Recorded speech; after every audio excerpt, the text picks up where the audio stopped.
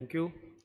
सबसे पहले तो मैं डॉक्टर बिंदेश्वर पाठक सर से और उनकी पूरी टीम का धन्यवाद देता हूं कि आपने मुझे मौका दिया यहाँ पर आने का, यहाँ बोलने का मौका दिया। और मैं एक बात मेरे लेक्चर शुरू होने से पहले बोलना चाहता हूं कि आज़ादी के बाद अगर मानव सेवा के लिए अगर दो लोगों को याद किया जाएगा, आने वाली जनरेशन जब याद करेगी तो दो ही लोगों के नाम आएंगे, या तो मदर टेरेसा का आएगा या सर का आएगा। क्योंकि बाकी सब लोग काम कर रहे हैं, कोई आर्थिक कारणों से कर रहा है, कोई राजनीतिक कारणों से कर रहा है।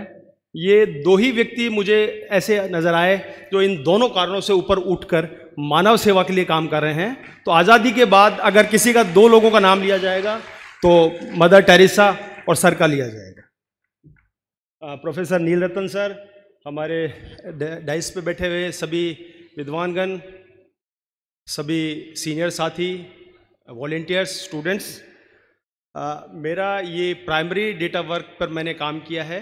बहुत अर्जेंट बेस पे काम किया है क्योंकि सर ने एक डेडलाइन दे दी थी, नील रतन सर ने, कि आपको जल्दी से जल्दी करना है। तो एक प्राइमरी डेटा वर्क पे किया है। लेकिन मैं जो थ्योरेटिकल पोर्शन है उसको मैं हटा रहा हूँ, क्योंकि थ्योरेटिकल पोर्शन, जैसे कि सर ने कहा कि ये सबको पता है कि क्या हिस्ट्री है और क्या ज्योग्राफी है, क्या स्टैटिक्स है। मैं सीधा अपने जो प्राइमरी वर्क है उस पर आऊँगा। और मैंने जो प्राइमरी डेटा कलेक्ट किया है उसकी कुछ फोटोग्राफ्स मैंने डिस्प्ले की हैं। उसमें एक रेड टी शर्ट में एक लड़का है, वो इस टाइम नगर पालिका में काम कर रहा है। वो डबल MA है, MA in political science and MA in sociology. आप उसको जरूर देखिएगा।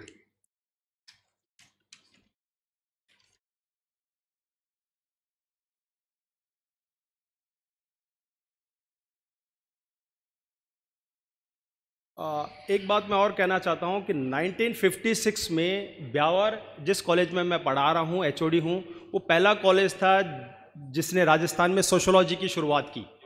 और मैं उम्मीद करूंगा और कोशिश भी करूंगा कि शायद ब्यावर पहला कॉलेज हो जो सोशोलॉजी ऑफ सैनिटेशन शुरू करे। उसके लिए मुझे MDS यूनिवर्सिटी में वाइस चांसलर से बात करनी पड़ेगी, और जो भी मैं प्रयास कर सकता हूं वो करूंगा। आने से पहले जब मैं इंटरव्यू ले रहा था एक महिला का, तो उन्होंने कहा कि इस जो इंटरव्यू ले रहे हो इसका फ़ायदा क्या है, इसका आप करेंगे क्या। मैंने कहा देखिए, गवर्नमेंट स्तर पर क्या हो सकता है वो मुझे पता नहीं, लेकिन मैं आपकी बात नॉन गवर्नमेंट सेक्टर के जो सबसे बड़े जो प्लेटफॉर्म है वहाँ पर मैं अपनी बात रखने जा रहा हूँ। तो वो उसके बाद क्या प्रयास हो सकता है, सर अगर एक बार ब्यावर की धरती पर आ जाएंगे तो शायद जो हमारी प्रॉब्लम है वो शायद काफ़ी हद तक सॉल्व हो जाए। Sir, reasons for prevalence of manual, sorry मैं अपना टॉपिक बता देता हूं पहले। Manual scavengers in India, A sociological study of Beawar, Rajasthan. So reason for prevalence of manual scavenging, and the most important reason which forces a particular community to follow such human and degrading practices is miserable poverty due to lack of education and last absence of adequate economic alternative also forces them to continue this practice.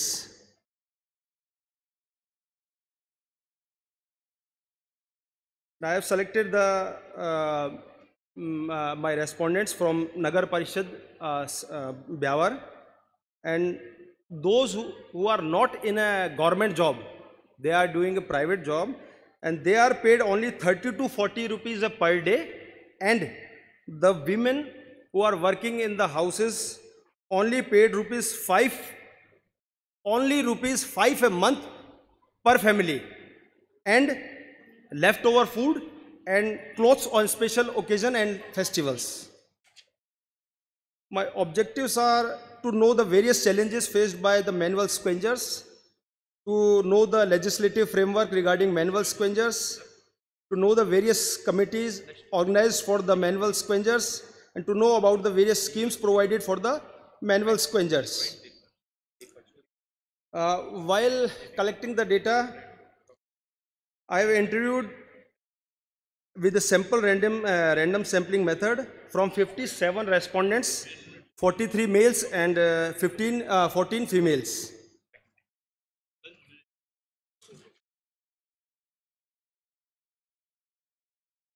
And the result I found, about 77% of the respondents were uneducated and just literate.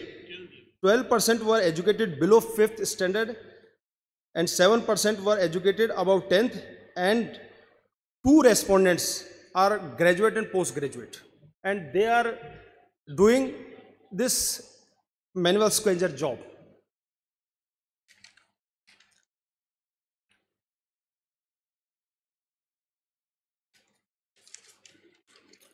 I just came to come to suggestions. There are few suggestions: the elimination of dry latrines and manual scavenging, and the rehabilitation of manual scavengers in alternate occupations has been an area of high priority for the government. First day जब उषा जी का हमने lecture सुना था तब बताया था कि हमारे पास अल्टरनेटिव कुछ था नहीं, और सर ने एक अल्टरनेटिव प्रोवाइड किया, और आज वो लोग सब एक अच्छी और सुखद स्थिति में हैं। तो उस तरह की अल्टरनेटिव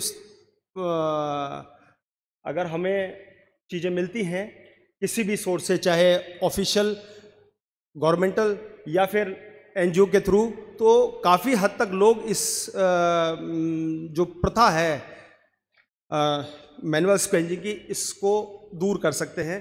और आज भी मैं बताता हूं आपको कि मैंने खुद ने ब्यावर के अंदर प्लास्टिक की थैली को हाथ में ले करके और कचरा साफ करते हुए मैंने लोगों को देखा।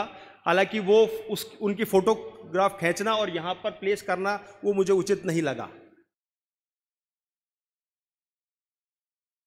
And there is an urgent need to ensure discrimination-free, secure and alternative livelihood for providing skill development and livelihood training, particularly for manual scavengers females.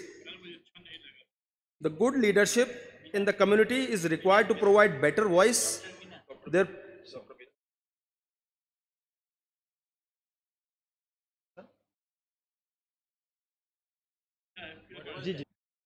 Sir, मैंने बताया कि मैं जब एक बार ब्यावर में सिटी में गुजारा था तो एक मैनुअल स्क्वेंजर हाथ में प्लास्टिक की थैली लेकर के और गड्ढे में उतर करके और उसका कचरा निकाल रहा था।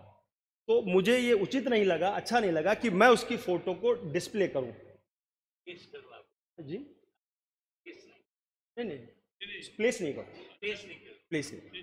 जी, अच्छा नहीं लगा मुझे, क्योंकि वो काम भी कर रहा है और उसके बाद हम ये। The good leadership in the community is required to provide better voice their problems in socio-economic and political circles, and to promote rehabilitation efforts. Performance appraisal and rewards at the local level will help in the effective implementation of the initiatives. और इसी के साथ मैं एक बात ये कहना चाहूँगा, ये कई बार आपने भी सुना होगा कि बदलाव आएगा, एक दिन में तो नहीं होगा लेकिन एक दिन ज़रूर होगा। Thank you sir, thank you very much.